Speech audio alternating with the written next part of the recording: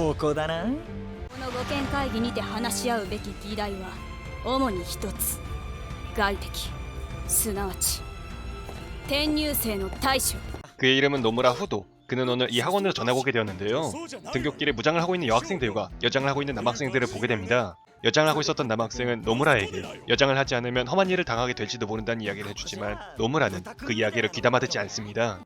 俺は自由と平穏を愛する男だぜ。あんなのはもう勘弁だ。 하지만 그는 이전 학교에서 문제를 일으켜 전학을 왔기 때문에 이곳의 오검이라 불리는 그녀들은 그를 억압하기로 결정하게 됩니다. 그런데 오검과는 또 다른 계급의 존재, 여제라고 불리는 자는 노무라와 이전에 싸워본 적이 있다며 그의 마탄을 조심하라고 이야기해줍니다. 그런 사정을 알고 있을 리 없었던 노무라는 태평하게 교실로 향했고 칼을 들고 자신을 위협하는 여학생들과 대치하게 되는데요. 영문을 모르겠다는 그를 위해 핑뚜기가 튀어나와서 이 학교는 사실 여학교였지만 남녀공학으로 바뀌게 되었고 그 후에 남학생들의 파렴치한 행동들 때문에 여자들이 무장을 하게 되었으며 그 중에서도 특히 강했던 5명은 칼의 소지를 허가받았고 남학생들을 제재하는 것이 가능한 오검이라는 기관이 만들어졌다며 존나 친절하게 설명해줍니다. 今朝私の言っていた意味理解できたでしょ。ここでやっていく方法はただ一つ。男の尊厳を捨て女として生きること。 하지만 노무라는 그들의 압박에도 굴하지 않고 자기는 자유를 사랑한다며 지금 이곳에서 아무것도 하지 않았는데 제재를 당할 수는 없다고 반박하게 되죠. 俺の自由だろ。どっちも断る。ようやく牙を見せたな。しかしどちらも選ばんという選択肢があると思うか。さあね。待て貴様、どこへ行くつもりだ。俺の自由だろ。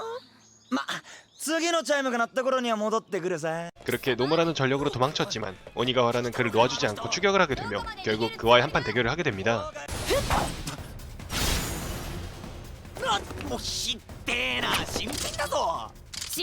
오니가와라는 오검이라고 불릴 만큼 강한 검소를 보여주었지만 노무라 또한 그녀에게 쉽게 당하지 않으며 전투가 계속 이어집니다. 빠르게 끝낼 수 있었다고 생각했지만 노무라가 보기보다 대처를 잘하였기 때문에 그녀는 노무라의 뚝배기를 따기 위해 자신의 오이를 사용하게 되는데요.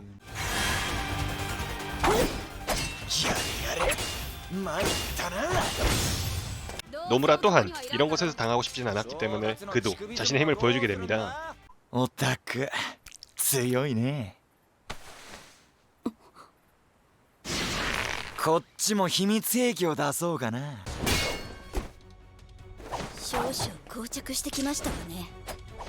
노무라는 자신도 무기를 꺼내어 그녀에게 반격했지만 오니가와라의 거센 공격에 결국 궁지에 몰리게 되는데요. 오니가와라가 결정타를 날리려는 순간 노무라는 몸을 틀어 그녀의 옆구리에 손을 올리게 됩니다.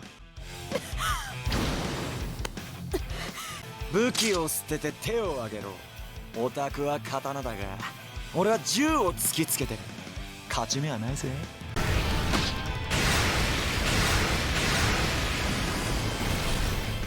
그렇게 그녀를 전투불능으로 만들었고 그녀의 입에서 자신의 기술 이름이 나오자 반응을 하게 되는데요. まだ 그녀에게 자신에 대한 것을 캐물으려 했지만 핑뚝의 도움으로 그냥 물어버렸네요.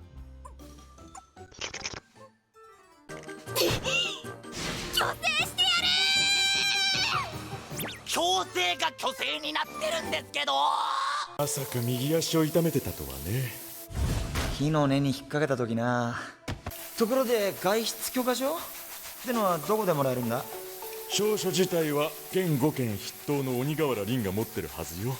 뭐 아무튼 아침이 사건 이후로는 여학생들이 직접 공격해온 일은 없어지긴 했지만 남자는 이 학원에서 자유롭게 나가는 것조차 할 수 없었기 때문에 그는 자유로운 학원 생활을 갈망하며 그녀들에게 외출증을 받기 위해 움직이기 시작합니다. 그렇게 다음 날 菓子折りでも持ってご機嫌取りと思ったんだけどね。なあ、鬼瓦ちゃんが今どうしてるのかとオタクの下着の色も聞いていい？ショックで熱を出して寝込んでる。白だったような。 그리고 노무라는 오니가와라가 여자 기숙사에 있다는 이야기를 듣게 되었고 그곳에 쳐들어갈 생각을 하게 됩니다. あんたまさかやめてよ。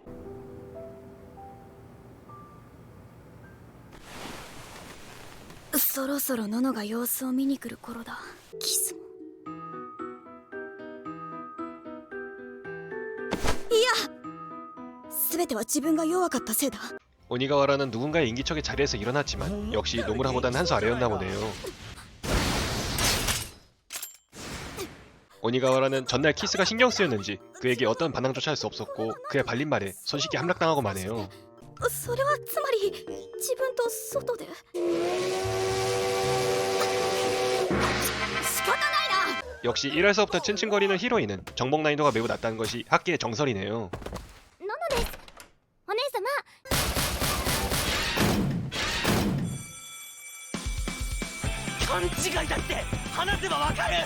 그렇게 노무라는 도망치던 중 이곳의 중등부 학생을 만나게 되었는데 그녀 또한 다짜고짜 노무라에게 공격을 퍼부었고 뒤늦게 따라온 핑뚜까지 합세하여 상황이 점점 나빠져만 가는데요. 그녀들은 팀워크라고는 1도 없었기 때문에 노무라에게 역으로 개처발리게 됩니다. 分かってますですわ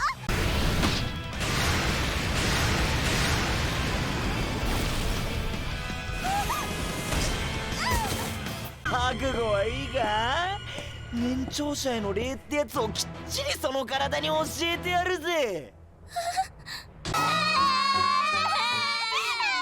あれ？やだあれ 뭐 아무튼 오늘도 지친 하루를 끝마치고 노무라는 기숙사로 돌아가게 되는데요. 돌아가는 길에 아까 정복을 마친 오니가와라를 만나게 됩니다. いいのかよ。 그리고 오니가와라는 뒤늦게 자신의 사제인 핑뚜기가 노무라에게 개털렸었다는 이야기를 듣게 되었고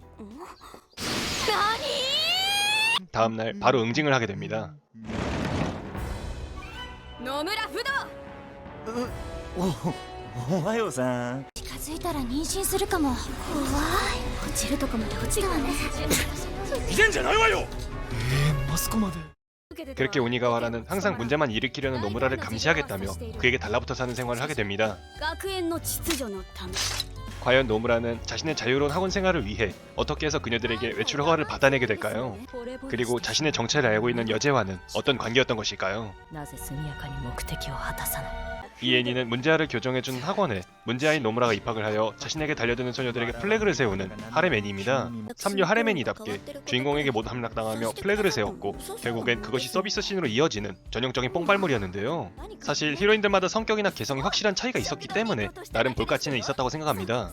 하지만 액션 요소가 큰 비중을 가지고 있는 애니였음에도 액션 씬이 볼품없었고 후반으로 갈수록 그리기 싫었는지 뱅크 씬으로 대체되는 장면이 많아졌기 때문에 다 보고 나서는 여캐릭만 이뻤지 기억나는 장면이 별로 없었던 것 같습니다.